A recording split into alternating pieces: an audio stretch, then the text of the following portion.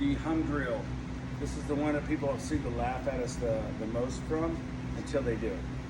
So one of the biggest problems that we have with young hitters is they want to pull with their back. So what they do is, instead of trusting the sequence and understanding how to use the lower half, they want to internally rotate. So we're going to go over what's called a stretch and reflex. Stretch and reflex means if I stretch a muscle, it is then going to reflex and fire back. So as we want to take a jump, we don't just jump from here and jump.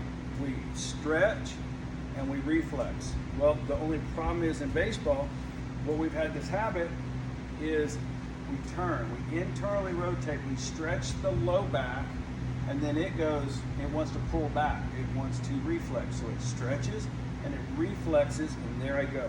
I'm flying out. I miss the hinge, everything.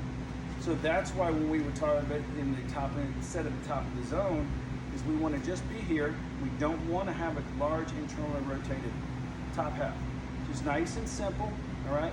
I'm going to walk away, I'm going to hit my hinge, all right? But what I want to do now is add the hum to it.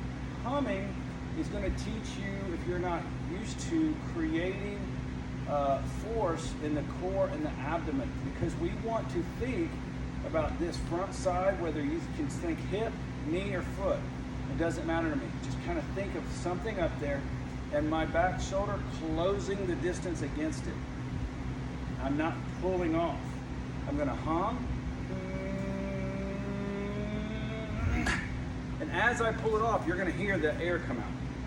But as you're humming, I want you to start feeling that force of the core.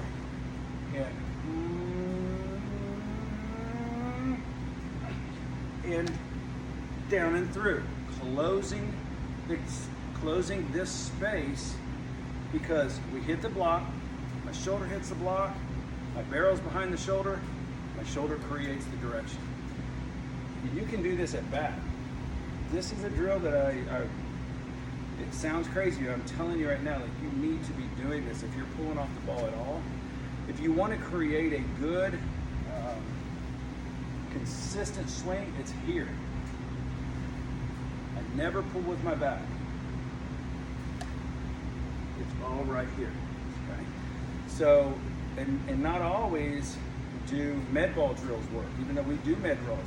If I'm doing a med ball drill and I'm pulling off, then I'm creating with my back. But if I do med ball drills and I'm working against this front side, then it works. Okay, so your med ball drills must be added to front side hockey feet, and there is a hockey hands, but we're not going to do those right now.